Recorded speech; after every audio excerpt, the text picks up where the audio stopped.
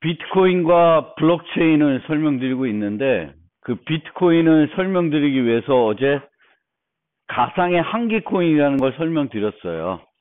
그래서 이 한기 코인하고 실제 비트코인의 차이는, 비트코인은 블록체인이라는 걸 사용한다는 그 차이가 있고 나머지는 거의 유사합니다.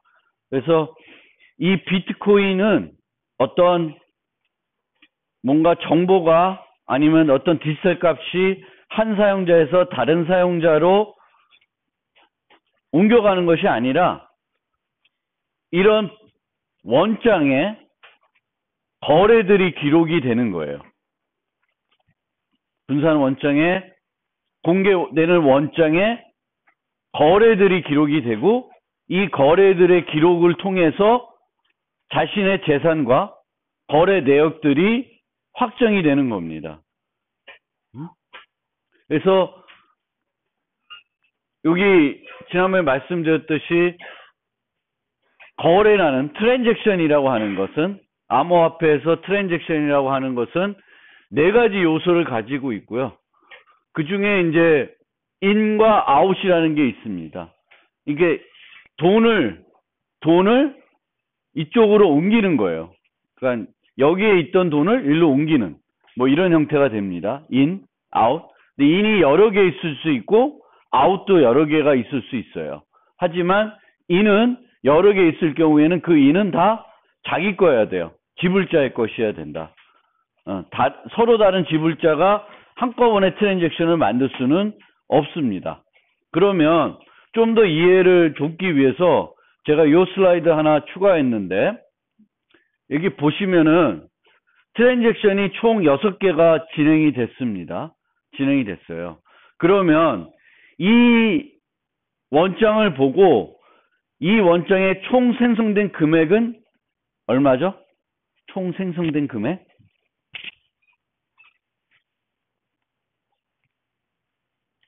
여기 인이 없고 아웃만 있는 경우는 돈이 생성된 거예요. 생성된 돈을 사용한 것이 아니라 없는 상태에서 만든 겁니다. 그러면 총 생성된 금액은 얼마예요? 400, 500이니까 얼마? 900이 되겠죠. 900이 됩니다. 그리고 T3, 세 번째 트랜잭션을 보면 T1을 이용해서, 그러니까 이 트랜잭션은 우리가 뭐라고 하냐면 UTXO라 그래요. UTXO, Unspent Transaction, 사용하지 않은 것이다 라고 합니다. 그러면 여기서 이제 T1을 써서 S가 지불자가 되겠고, 300원을, 이게 얼마예요? T1의 총액이 얼마? 400원이죠. 그렇죠? 그럼 300원은 누구한테 줬어요? A한테 준 거고 100원은 자기 자신한테 돌려주는 거예요. 이런 식으로 하면은 거스름도 그렇게, 거스름을 이런 식으로 만들 수가 있겠죠. 내가 어디 가서 판매자한테 400원짜리 사야 되는데 500원을 갖고 있어요. 그러면 100원을 거슬러 받아야 되겠지. 그럼 내 돈에 100원은 다시 내 걸로 만들면 되는 거예요. 그래서 S가 A한테 주는데 300원을 A한테 주고 100원은 자기 걸로 만든 겁니다. 그래서 인은 하나인데 아웃은 2개예요. 그러니까 여러 사람한테 나눠서 지급을 할 수가 있습니다. 그러면 T4는 T2를 쓰고 있죠. T2를 500원짜리 써서 B한테 200원을 주고 자신한테 300원을 줬습니다. 그리고 T5는 B가 진행을 했어요. B가 진행을 하고 T4를 사용하게 됩니다. 그러면 B가 쓸 수 있는 돈은 얼마예요? 200원을 쓸 수 있죠. 그렇죠? 그래서 150원을 A한테 주고 50원을 자기한테 돌려받았습니다. 그리고 T6는 이제 A는 여기까지 하면은 얼마를 갖고 있을까요?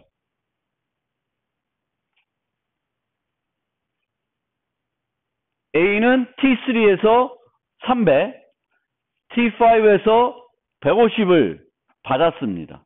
그럼 총 얼마? 450원을 갖고 있죠. 그래서 T6에서는 400원을 지급해야 되니까 하나만 가지고는 안 되죠. 하나가 300, 하나가 또 하나는 150입니다. 그러면은 T6에서는 T1과 T4를 써서 400원을 C한테 지급하고 A한테는 50원을 지급합니다. 이런 식으로 거래들이 진행이 되는 거예요. 한기코인뿐만 아니라 비트코인에서도 이런 식으로 거래가 진행이 됩니다.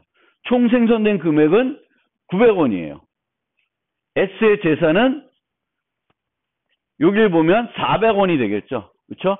원래 900원이 있었는데 진행을 해서 400원이 됐고 A의 재산은 50원이 되고요. B의 재산도 50원, C의 재산은 400원이 돼요. 요 네 사람의 재산을 합치면 뭐랑 같을까? 생성된 금액하고 같습니다. 그러면 이 원장을 통해서 우리가 알 수 있는 건 뭐예요? 여러 가지 거래들이 일어났다는 걸 알 수 있고 각 사용자들이 얼마나 돈을 갖고 있는지 알 수 있습니다.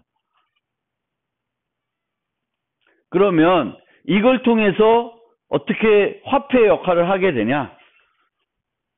화폐에서 우리가 주의해야 될 점이 문제가 전자화폐에서 암호화폐에서 주의할 점은 두 가지입니다. 위조라는 문제랑 이중사용 문제가 가장 심각한 문제예요. 그런데 한기코인에서는 이 위조를 못하게 만든 어떤 논리는 뭐였어요? 통장만 만들 수 있다. 그렇게 되어 있습니다.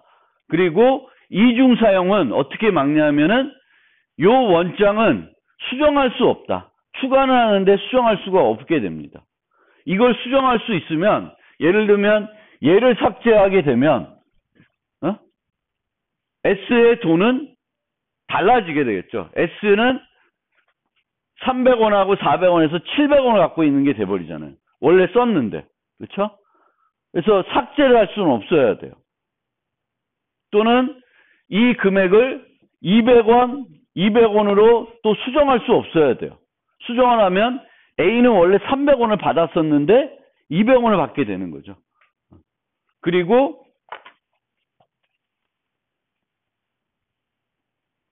A는 50원만 갖고 있는데 T7 만들어서 T6 해가지고 A가 뭐 B한테 200원을 준다. 줄 수 없죠. 왜? T6에서 A에 안 쓴 돈은 얼마예요? 50원밖에 없는 거죠. 근데 50원을 200원으로 지급할 수는 없는 거죠. 그래서 이런 게 추가되면 안 돼요. 그래서 이 거래 원장은 수정할 수가 없어야 되겠고, 유효하지 않은 거래는 원장에 포함될 수 없도록 만들게 되면은 이걸 가지고 뭘 만들 수 있다? 암호화폐를 만들 수 있습니다. 그러면 우리가 비트코인을 보면서 이제 뭘 생각을 해야 되냐면, 제가 설명드린 걸, 제 설명을 쫙 들으시면서 이 원장을 왜 수정할 수 없을까? 만들어진 원장을 수정할 수 없을까? 수정할 수 있으면 여러 가지 불법적인 것들이 이중사용 포함해서 불법적인 것들이 가능해지는 거예요. 심지어 위조도 가능해지고요. 그래서 이게 수정할 수 없어야 돼요. 또 하나, 유효하지 않은 거래는 포함될 수 없어야 돼요. 이 두 개를 비트코인에서는 이제 어떻게 하고 있는지 한번 우리가 여러분들이 머릿속으로 저걸 어떻게 하지 하면서 생각하면서 이제 앞으로 제 설명을 좀 들어주셨으면 좋겠습니다. 그래서 비트코인의 일반 참여자는 지갑을 만들어야 돼요. 비트코인에서 돈을 거래하려면. 그래서 지갑을 만들어야 되는데 이 지갑을 만들기 위해서는 공개키상을 만들어야 됩니다. 공개키상을. 그리고 공개키상을 만들지만 인증서 기반은 아니에요. 이 공개키는 원래 공개키는 뭐가 필요해? 인증서가 필요하죠. 인증서가 필요해요. 그리고 인증서는 기본적으로 실명으로 하는 형태로 써요. 우리가 은행 계좌할 때처럼. 그런데 비트코인에서는 공개키 쌍을 쓰지만 인증서 기반은 안 해요. 그러니까 공개키와 그거에 대응되는 개인키가 있는데 이 공개키가 누구의 것인지는 알 수 없습니다. 왜 그렇게 했냐? 익명성을 제공하기 위해서 그렇게 하고 있습니다. 그럼 여러분들도 이걸 한번 또 생각을 해보셔야 돼요. 이 부분을. 우리가 생각해 봐야 될 게 원장이 어떻게 첨삭 정역이냐. 유효하지 않은 트랜잭션은 원장에 포함될 수 없다. 이걸 또 어떻게 하냐. 그리고 공개키를 쓰는데 인증서를 사용하지 않습니다. 그러면 혹시 어떤 문제가 있을까? 요거를 좀 생각을 해보세요. 이 공개키는 지갑의 주소 역할을 합니다. 이 만든 지갑의 주소 역할을 하게 돼요. 그래서 앞에 봤던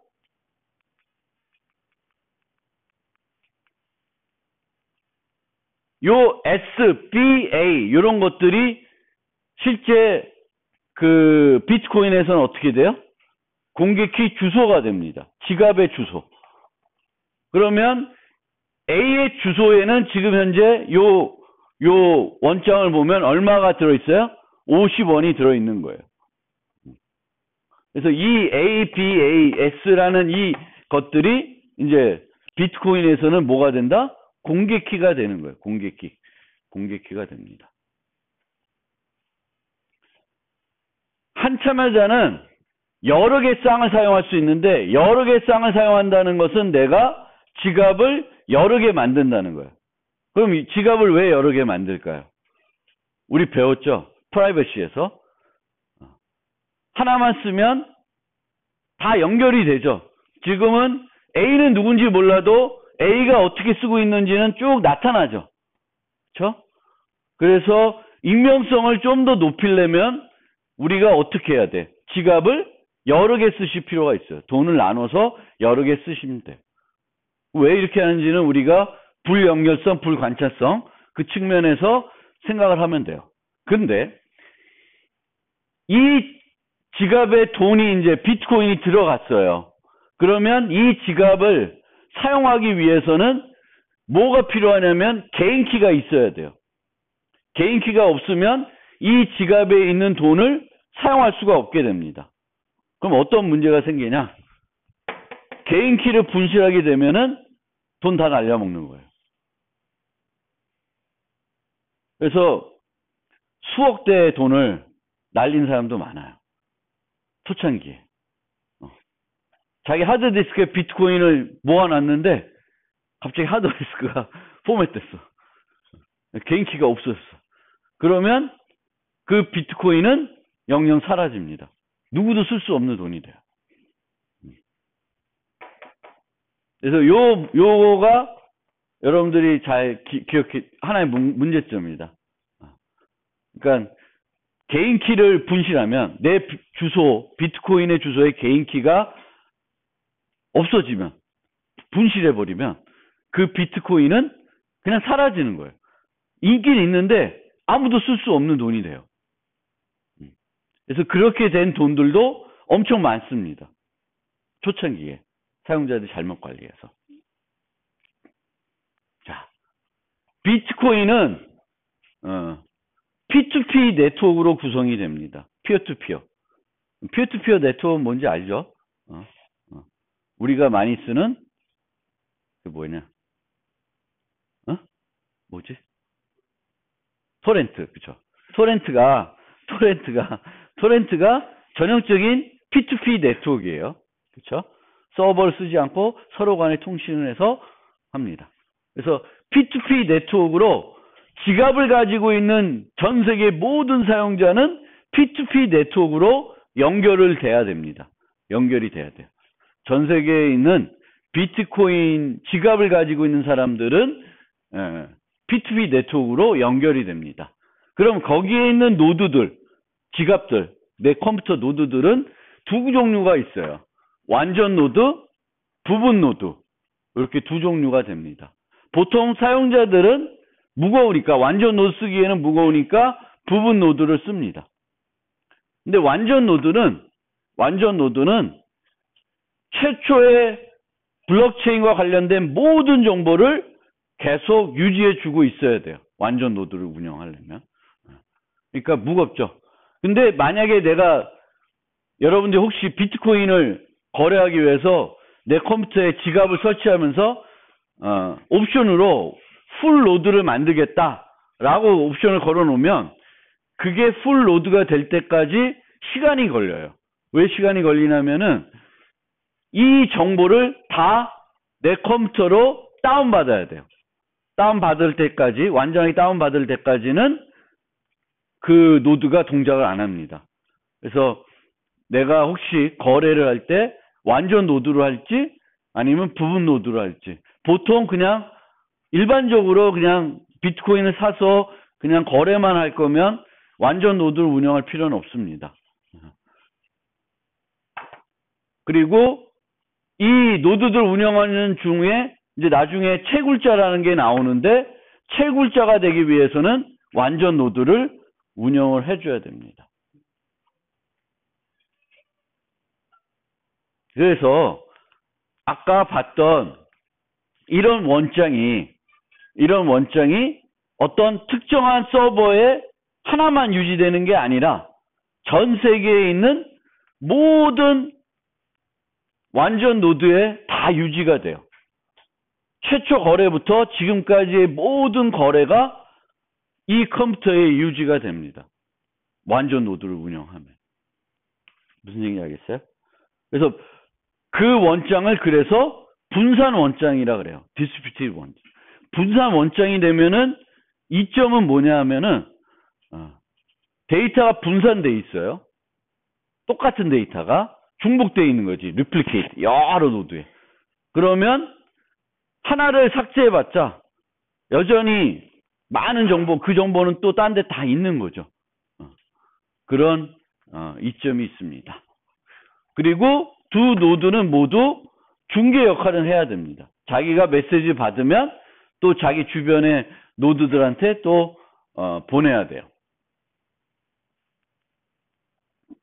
비트코인의 트랜잭션은 입력, 출력으로 구성되어 있어요. 아까 또 본 것처럼 한기코인하고 차이가 없습니다. 아까 말한 것처럼 입력은 모두 동일 소유자의 것이어야 되는데 출력은 상관이 없습니다. 다른 사람이 돼요. 그리고 여기에 이제 수수료라고 하는 것이 나오게 되는데, 예를 들면 인이 100이에요. 출력이 99야. 그러면 안 맞죠? 일이 없죠? 그러면 이 일은 수수료로 채굴자라는 사람이 가지게 돼요. 수수료로. 그래서 인하고 인의 그 쓰여진 금액하고 인의 토탈 금액하고 아웃의 토탈 금액이 원래는 일치해야 되는데 아웃이 클 수는 없죠. 인보다 클 수는 없어요. 작을 수는 있습니다. 작으면 그 나머지는 뭐가 돼요? 수수료라는 걸로 됩니다. 그 수수료가 어떤 역할을 하는지는 좀 이따 또 설명을 드릴게요.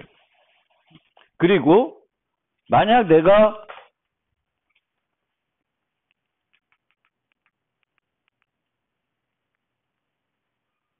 앞에 그림에서 여기 보면 S는 100, 300해서 400을 갖고 있죠. 그렇죠? 400원을 갖고 있어요. 근데 트랜잭션 수로 보면 몇 개의 트랜잭션, UTXO가 몇 개를 갖고 있어요, S는. Unspent Transaction은 2개를 갖고 있습니다. T3와 T4를 써서 지불할 수가 있어요. 지불할 수가 있죠. 그러면 만약에 내가 이런 트랜잭션이 많아져서 관리하기가 불편하다. 그러면 이렇게 할 수 있어요. T7에서 T3, T4 해가지고 합의 400을 S. 그러면 내 자신한테 내가 갖고 있는 돈을 또 누구한테 준 거예요? 내 자신한테 준 거죠. 그러면 내가 100원짜리 하나, 300원짜리 하나 갖고 있던 거를 얼마로 만든 거예요? 400원짜리로 만든 거예요. 그렇게 할 수도 있습니다. 이걸 통합이라 그래요. 그러니까 내가 짜투구리 막 여러 개의 트랜잭션들을 생길 수가 있어요. 그러면 그렇게 유지하는 게 불편할 수 있습니다. 그러면 걔를 통합하려면 또다시 거래를 만들어서 통합을 할 수가 있습니다. 그래서 비트코인은 화폐를 분할할 수도 있고 통합할 수도 있다. 이건 분할한 거죠. 300, 100원으로. 아까는 걔 두 개를 합쳐서 400 만들었으니까 통합하는 거예요. 근데 분할하든 통합하든 트랜잭션을 통해서 분할하고 통합을 해야 됩니다. 내가 그냥 이 T7을 써서 200S, 200, S200 뭐 이거 순서가 잘못됐구나. 그렇게 할 수가 있습니다. 그러니까 하나를 또 내가 갖고 있던 거를 또 400짜리를 200, 200으로 나눌 수도 있어요. 그러니까 어떻게 다양하게 할 수 있다는 거죠.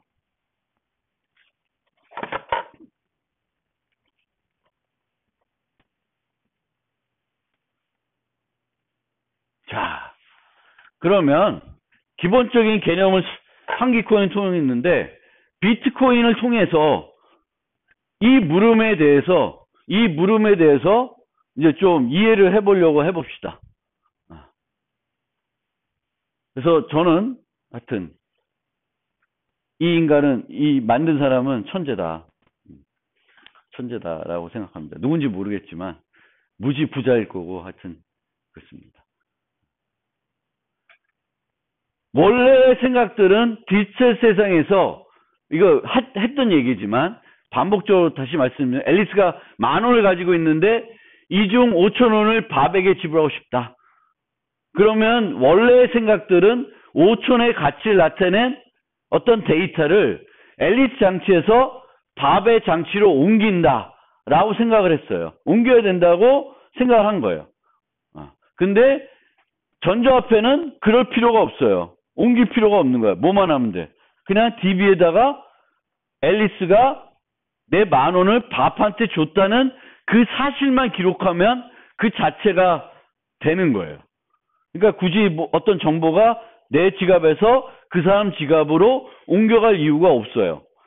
근데 지금은 약간 옮겨가는 형태로 흉내내지만 그거는 중요한 건 아니고 결국은 분산 원장에 뭐가 기록되어 있냐가 따라서 이 사람들의 재산이 결정되는 거예요. 그러니까 실제 옮겨갈 필요가 없다는 거예요. 그러니까 실제 디지털 세상에서는 물질적인 무엇인가를 옮겨줄 필요가 없고 거래 기록만 유지하면 된다라는 아이디어예요. 그러니까 기존에 많은 사람들이 생각했던 거하고는 다른 점입니다.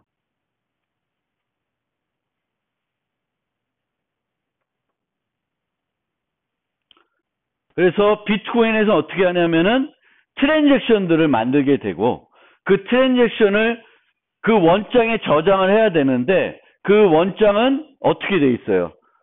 한 사람이 유지하는 게 아니라 완전 노드를 유지하는 애들이 다 유지하죠. 그러면 내가 어떤 사람한테 어떤 친구한테 돈을 지급하고 싶어요. 그럼 트랜잭션을 생성을 합니다. 트랜잭션을 만들어서 P2P 네트워크로 전파를 시켜요. 그럼 모든 P2P 노드들이 그걸 받습니다. 그리고 받아서 봐요. 우선 유효한 건지. 유효하지 않으면 중계를 안 하게 돼 있습니다. 그래서 웬만한 애들은 중계를 안 하겠죠. 뭐 나쁜 애들은 중계를 할 수도 있는데 또 그 중계해봤자 그 다음 사람이 또 중계할지는 미지수가 되는 거죠. 우리 약속은 유효한 것들만 중계를 해야 된다. 예를 들면 입력은 100원인데 출력은 200이야. 그럼 유효하지 않은 거죠. 그럼 중계를 안 하는 거예요. 또 이 트랜잭션의 끝에 뭐가 붙어요? 전자 서명이 붙습니다. 근데 전자 서명 값이 잘못됐어. 그럼 유효하지 않은 거예요. 그럼 또 중계를 안 해요. 그래서 유효한 것들만 중계가 됩니다. 그리고 그것들이 다시 또 분산 원장에 유효한 것들이 첨가가 됩니다. 근데 첨가를 되는데 아무나 첨가하진 않아요. 어쨌든 내가 돈을 거래를 하고 싶으면 트랜잭션을 만들고 그 트랜잭션을 P2P 네트워크로 전파시켜서 모든 노드들이 받게 된다. 그리고 그 중에 이제 채굴자는 애들이 뭘 하게 됩니다.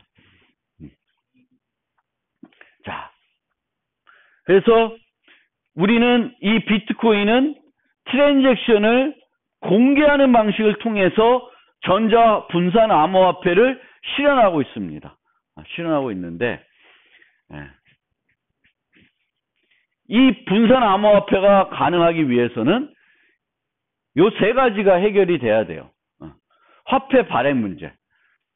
분산 기법으로 화폐를 발행할 수 있어야 하며 규칙에 어긋나게 임의로 발행할 수 없어야 됩니다. 그래서 이 화폐 발행 문제가 해결돼야 되겠고 거래 위조 문제가 해결이 돼야 돼요. 자신이 가지고 있는 금액만큼만 지불할 수 있어야 되겠고 앨리스가 소유한 암호화폐는 앨리스만 사용할 수 있어야 됩니다. 근데 이건 어떻게 해? 전자 서명 기술로 하고 있습니다. 그러니까 이 지갑에 300원이 들어있어요. 그러면 이 지갑에 있는 돈은 이 지갑에 있는 돈을 쓰려면 뭐가 필요해? 플러스 K, 마이너스 K가 있을 텐데 뭐가 있어야지만 쓸 수 있어요?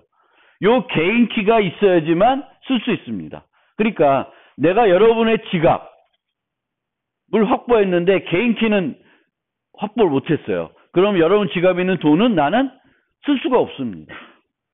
개인 키가 없으면 쓸 수 없어요. 그리고 얘 자체는 금방 디텍트가 됩니다. 그렇죠? 인과 아웃만 비교해 보면 알 수 있죠.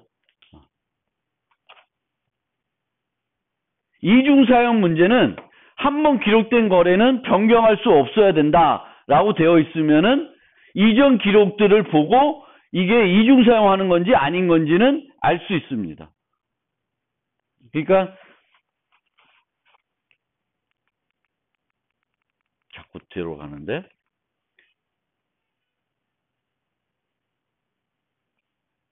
A가 이렇게 거래를 했죠.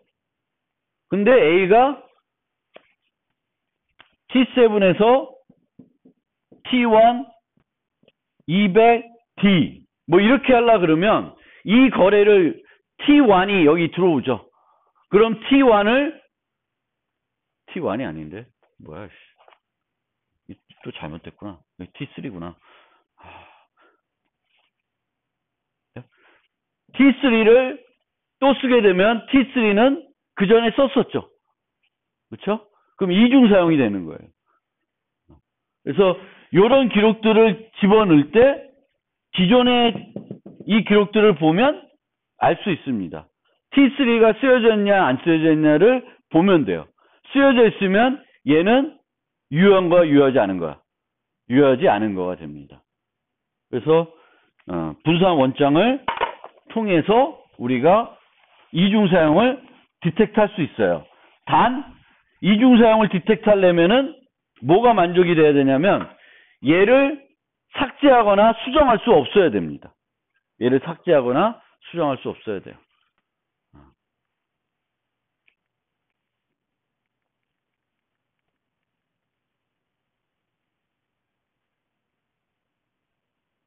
그래서 분산 원장에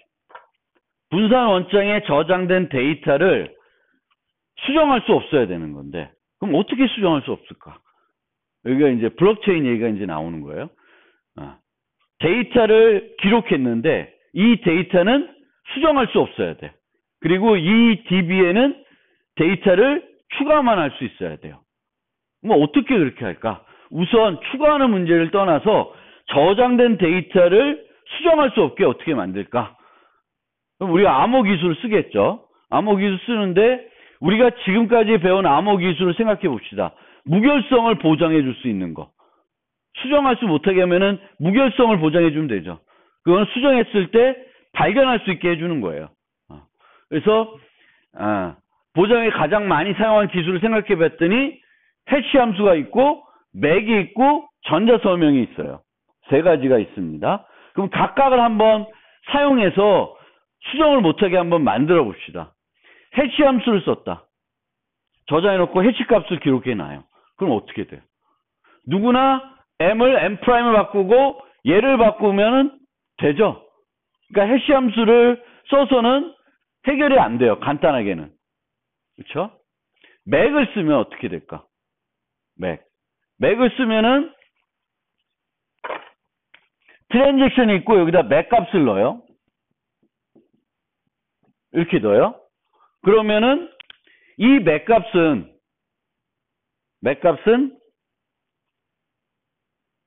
어떻게 되나? 뭐가 있으면 수정할 수 있어요?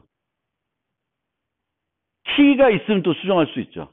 이거는 아무나 수정할 수 있었는데 얘는 또 키가 있으면 수정할 수 있어요. 그리고 문제는 이걸 확인하려 그러면 또 뭐가 필요해? K가 필요하죠. 그럼 모든 사람한테 K를 주면 그 사람은 또 수정도 할 수 있으니까 맥을 쓴다고 해결이 되지가 않습니다. 맥도 해결이 안 돼. 전자서명도 서명키를 가지고 있는 사용자만 해당 서명을 생성할 수가 있어요. 누구나 확인키를 가지고 있으면 서명의 유효성을 확인할 수 있는데 문제는 계산 비용도 높고 서명자는 스스로 수정할 수 있습니다. 그 얘기는 뭐냐면은 우리가 아까 한기코인을 생각해 보면 한기코인에서는 총장이 유효성을 확인하고 전자서명에서 DB에 저장한다 라고 치면 나중에 그 DB에 저장된 거 누가 수정할 수 있어요? 총장은 수정할 수 있게 되는 거예요. 그런데 이 블록체인 기술은 누구도 수정할 수 없어야 돼요. 그래서 이 세 가지 해시 함수, 맥, 전자서명으로는 간단하게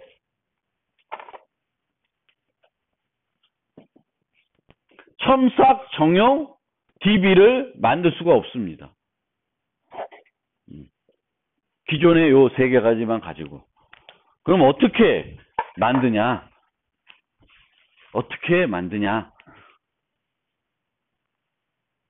자, 우선 생각해 봐야 될 게 트랜잭션은 헤더, 인, 아웃, 서명으로 구성이 되어 있어요. 트랜잭션은 요 네 가지로 구성이 되어 있습니다. 트랜잭션은 우선 요걸 잘 생각해요. 그러면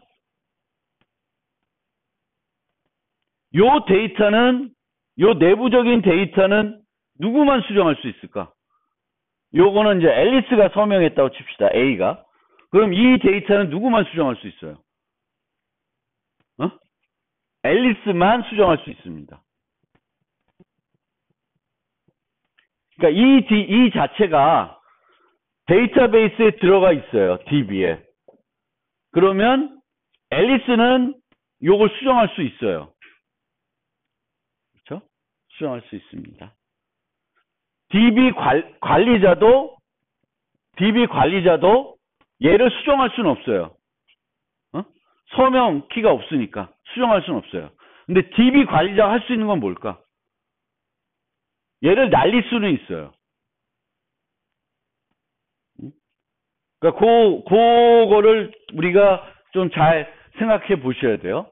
그래서 비트코인에서는 트랜잭션 단위로 뭔가가 기록이 되는데 그걸 통해서 어떤 재산들의 거래 내역이 나타나게 되겠고 이걸 통해서 어떤 사람이 얼마나 재산을 가진지가 나타나게 됩니다.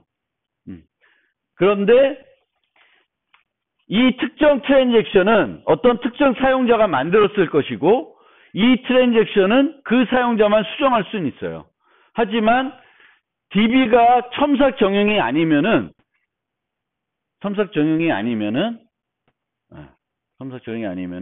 관리자는 이 저장되어 있는 데이터들을 날려버릴 수는 있어요.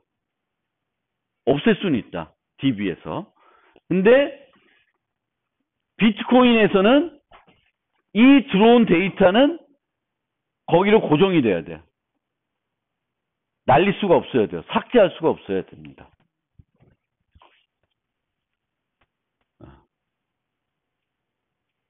그래서 비트코인에서는 그거를 하기 위해서 어떻게 하냐면은 나카모토가 어떤 게 생각을 했냐면은 일정 기간에 발생된 모든 기록을 블럭이라는 걸로 통합을 합니다. 그러면 10개의 트랜잭션을 모아서 블럭을 만든다고 생각합시다. 블럭. 그러니까 블럭이라고 하는 건 트랜잭션들을 모아놓은 거예요. 트랜잭션들을. 그래서 얘를 B라고 합시다. B라고 한 다음에 얘는 B의 해시값을 계산을 해요. B의 해시값을. 그러면 B의 해시값을 계산하면 B의 해시값을 이렇게 계산하면 아까 얘기한 것처럼 얘를 통해서 얘를 첨삭 정형으로 만들 수 있어요? 해시값을 계산한다고 해서? 못 만들죠. 얘를 수정한 다음에 근데 얘를 수정할 수 있는 건 뭘 수정할 수 있어요? 거래를 뺄 수는 있죠. 10개 트랜잭션인데 9개로 블럭을 만든 다음에 얘를 다시 계산하는 거예요. HB를 HB 프라임으로 바꿀 수 있어요. 그러니까 여전히 해결이 안 되죠. 해결이 안 되고 있어요. 그런데 우선은 이렇게 하고 있는 거예요. 그래서 설명드린 것처럼 단순히 블럭 B에 대한 해시값을 계산하면 무결성을 보장할 수 없죠. 첨삭 정형을 만들 수가 없습니다. 그래서 어떻게 하냐면은 아머 퍼즐이라는 걸 사용을 해요. 아머 퍼즐이라는 걸 사용하는데 그 7장에서 소개를 했었습니다. 그래서 어떻게 하냐면은 HB를 계산할 때 HB만 계산하는 것이 아니라 여기다가 뭘 넣어요? 랜덤 값을 넣어요. 랜덤 값을 넣어서 계속 계산을 해요. 언제까지? 앞에 있는 요 비트들이 다 필요한 만큼 0이 될 때까지 계산을 합니다. 계산을 해요. 그래서 현재 이게 얼마 전에 제가 찍은 건데 현재 블록체인의 해시값은 이렇게 돼요. 요만큼 앞에가 0이 된다는 거예요. 그러면 지난번에 설명드렸을 처럼 첫 번째 비트가 0이 되려면 해시값을 몇 개 계산하면 돼? 몇 번 계산하면 돼? 0이 되려면. 두 번 계산하면 둘 중에 하나는 0이 되겠죠? 4개 하면, 이거는 4개. 10비트가 0이 되려면은 2의 10승계를 계산해 보면은 0인 거를 찾을 수 있을 거예요. 그러면 몇 개면 이게 필요한 해시 수가 나오겠죠. 그렇죠? 그래서 지금은 요거를 계산하는데 10분 정도 소요되게끔 설정을 해놨어요. 설정을. 그래서 아머 퍼즐을 이용한다. 아머 퍼즐. 그러면 기존의 해시값은 1나노세칸도 안 걸릴, 1밀리세칸 걸린다고 칩시다. 그보다 더 빨리 계산할 수 있을 텐데, 해시값을. 근데 지금은 요 HB라는 어떤 값은, R은 값은 걸리는데 얼마 걸려요? 10분 걸리게 만들어놨어요. 10분. 그럼 10분 걸리게 하면 첨삭 정형이 될까 안 될까? 내가 얘를 B 프라임 이걸 계산하려면 얼마 걸려요? 어떻게 돼요? 하나를 지워서 얘를 새롭게 만들려면 또 얼마 걸려요? 10분이면 또 계산할 수 있죠. 그렇죠? 그러니까 아까하고 차이는 뭐야? 되게 빨리 할 수 있던 거를 어떻게? 속도를 늦춰놨기만 뿐 거죠. 결국 해결은 아직 안 되고 있어요. 이렇게 해서는 해결이 안 되고 있습니다. 그렇지만 속도는 늦춰놨어요. 요거는 나중에 보여드리고.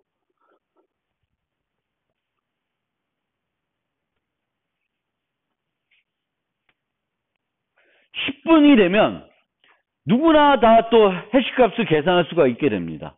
그래서 이 나카모토는 어떻게 했냐면은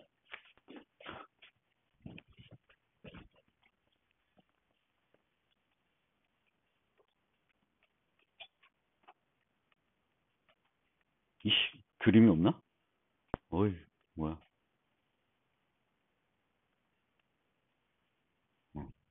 그림이 별로 없는데.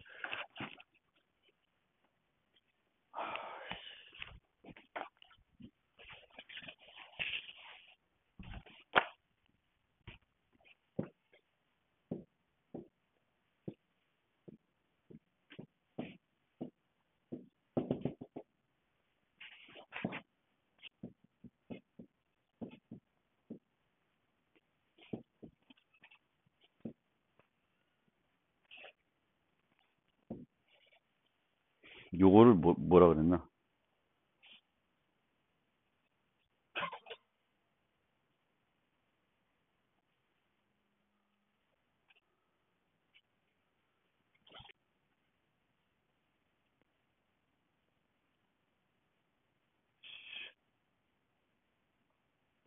N1이라고 합시다. 그러면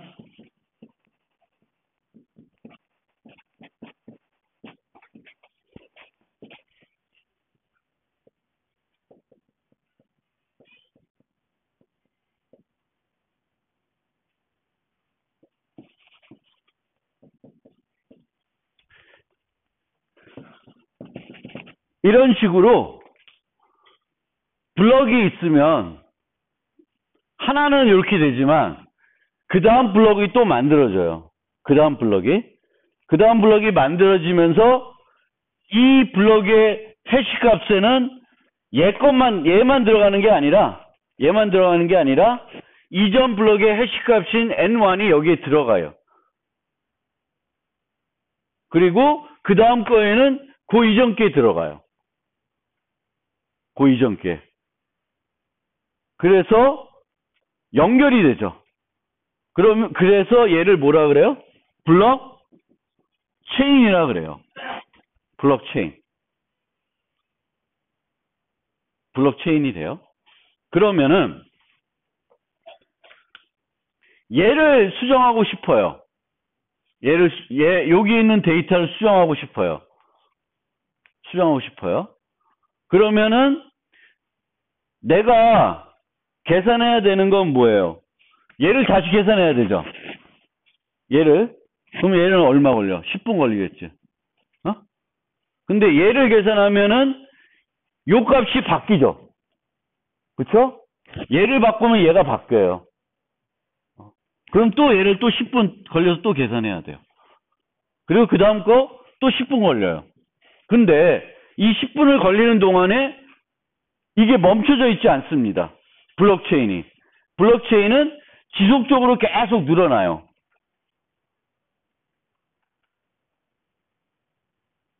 무슨 얘기인지 알겠어요? 그러니까 체인들이 쭉 이렇게 있는데 요거를 내가 수정하고 싶어. 그러면 요거를 수정하는데 10분 걸리고 따라가서 얘까지 바꿔치기를 해야 되는데 전체를 얘는 계속 가는 거예요. 10분에 하나씩 얘가 생성이 돼. 그러면 내가 이쯤에서 시작을 했다. 그럼 따라갈 수 있어요? 없어요? 따라갈 수가 없습니다. 따라갈 수가 없어요. 그래서 이렇게 하게 되면은 여기에 있는 데이터를 수정할 수가 없게 되는 거예요. 해시 함수만 썼는데도. 이해돼? 이제 블록체인 다 이해했어?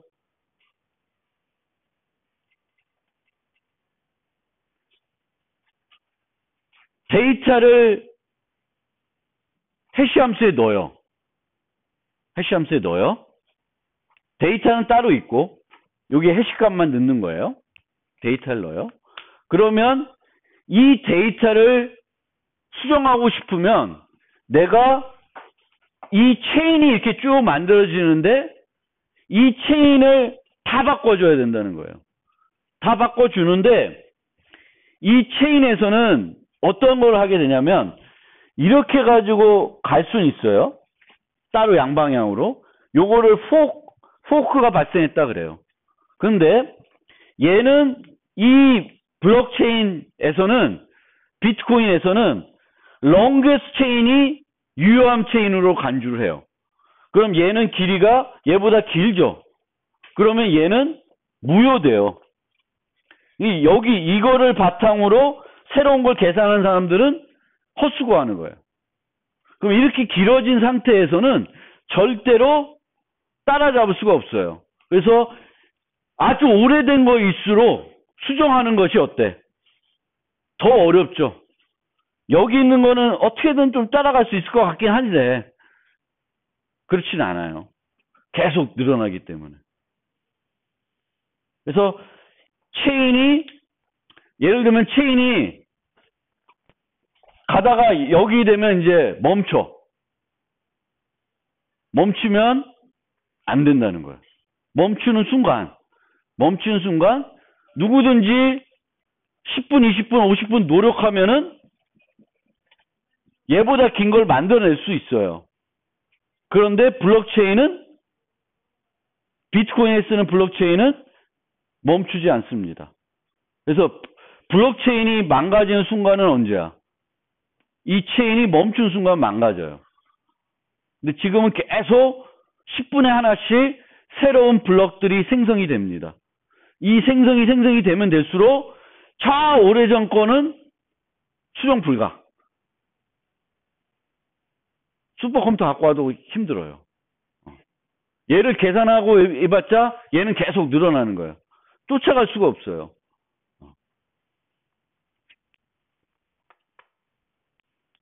그게 블록체인 기술입니다. 블록체인. 그러니까 블록체인의 개념은 그거예요. 그냥 해시함수만 쓰는데 해시함수를 계산하는 속도를 느리게 했어요. 느리게 한 이유는 이거를 빠르게 하면은 이걸 계산하는데 소요된 시간이 예측이 안 되는 거야. 어떤 컴퓨터는 좀 더 빠르게 되니까 어떤 컴퓨팅 장치를 쓰든지 간에 대략적으로 10분은 걸리게 만드는 거예요. 10분은 걸리게 만들어 놓고 뭐 그걸 짧게 할 수도 있는데 비트코인에 10분을 만들어 놨어요. 그렇게 해서 쭉쭉쭉쭉쭉쭉 지속적으로 체인을 계속 만들어 나게끔 합니다. 그러면은 과거 아주 오래전 뒤에 있던 체인에 들어간 정보는 수정이 불가능하게 됩니다. 그게 블록체인이에요.